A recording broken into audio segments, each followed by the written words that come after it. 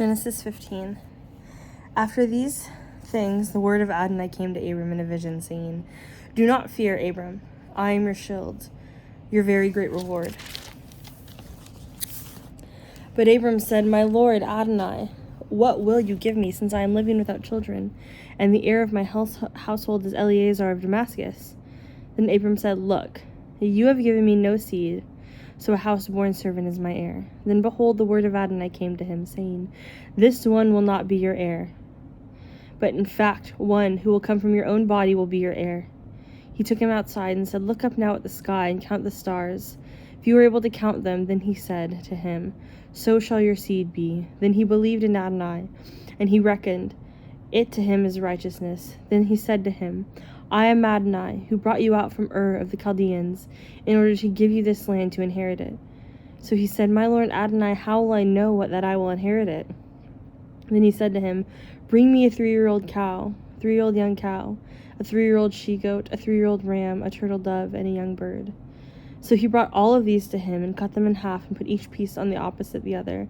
But he did not cut the birds, and the birds of prey came down upon the carcasses, but Abram drove them away.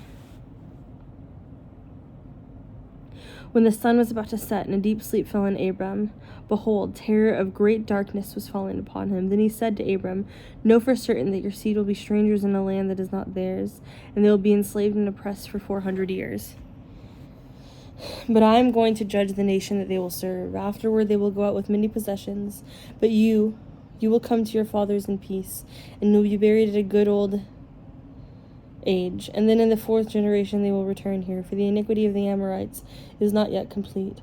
When the sun set, it became dark. Behold, there was a smoking oven and a fiery torch that passed between these pieces. On that day Adonai cut a covenant with Abraham, saying, "I give this land to your seed from the river of Egypt to the great river of the Euphrates River, the Kenizzonites, the Kadamites, the Hittites, the Perizzites, the Rephaites, the Amorites, the Canaanites, the Girgashites, and the Jebusites." Genesis 16. Now Sarai, Abram's wife, had not borne him children, but she had an Egyptian slave girl. Her name was Hagar. So Sarai said to Abram, "Look now, Adonai has prevented me from having children.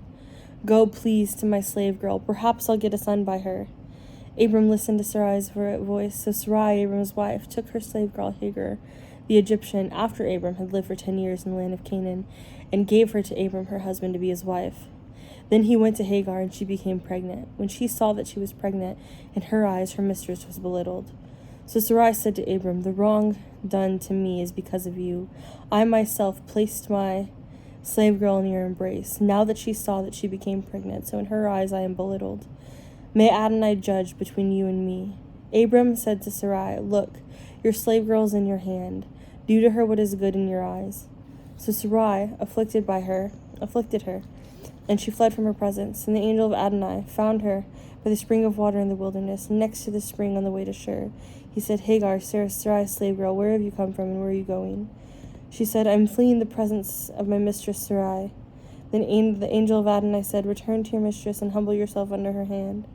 Then the angel of Adonai said to her, "I will bountifully multiply your seed, and they will be too many to count." Then the angel of Adonai said to her, "Behold, you are pregnant and about to bear a son, and you shall name him Ishmael, for Adonai has heard your affliction. He will be a wild donkey of a man. His hand will be against everyone, and everyone's hand against him, and away from all his brothers he will dwell." So she called Adonai, who was speaking to her, "You are the God who sees me," for she said, "Would I have gone here indeed, looking for him who looks after me? That is why the well is named the well of the living one who sees me. Behold, it is between Kadesh and Bored." Then Hagar gave birth to a son for Abram, and Abram named his son, whom Hagar bore, Ishmael. Abram was 86 years old when Hagar gave birth to Ishmael to Abram, for Abram. Chapter 17, Genesis 17. When Abram was 99 years old, Adonai appeared to Abram, and he said to him, "I am El Shaddai.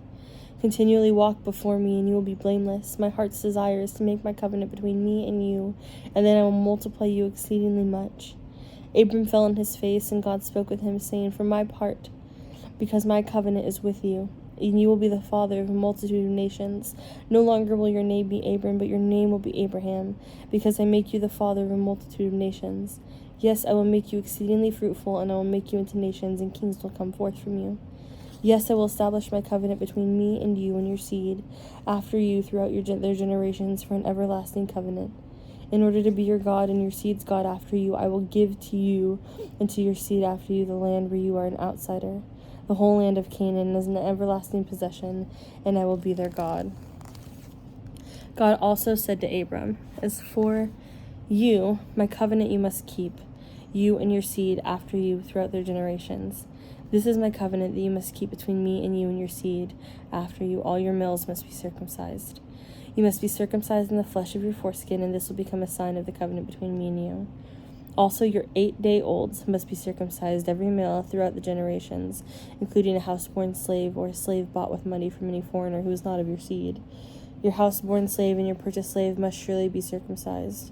So my covenant will be with you in the flesh for an everlasting covenant. But the uncircumcised male who is not circumcised in the flesh of his foreskin, that person will be cut off from his people. He has broken my covenant. Then God said to Abraham, As for Sarai, your wife, you shall not call her by the name Sarai, whether Sarah is her name, and I will bless her. And moreover, I will give you a son from her. I will bless her, and she will give rise to nations. Kings of the peoples will come from her. Then Abraham fell on his face and laughed and said to his heart, Will a son be born to 100-year-old man, or Sarah, who is 90 years old, give birth? So Abraham said to God, If only Ishmael might live before you. But God said, On the contrary, Sarah, your wife, will bear you a son, and you must name him Isaac. So I will confirm my covenant with him as an everlasting covenant for his seed after him. As for Ishmael, I have heard you. See, I have blessed him, and I will make him fruitful, and I will multiply him very much. He will father 12 princes, and I will make him a great nation. But my covenant will I establish with Isaac, with whom Sarah will bear to you at this set time next year. When he finished speaking with him, God went up from Abraham. Then Abraham took Ishmael his son, and all of his houseborn slaves, and all his purchased slaves, every male among the men of Abraham's house, and he circumcised the flesh of their foreskin on this very same day, just as God had spoken with him. Abraham was 99 years old when he was circumcised in the flesh of his foreskin, and his son Ishmael was 13 years old when he was circumcised in the flesh of his foreskin. On this very same day, Abraham and Ishmael his son were circumcised. Also all the men of his house, houseborn slaves, and the slaves purchased from a foreigner, were circumcised with him.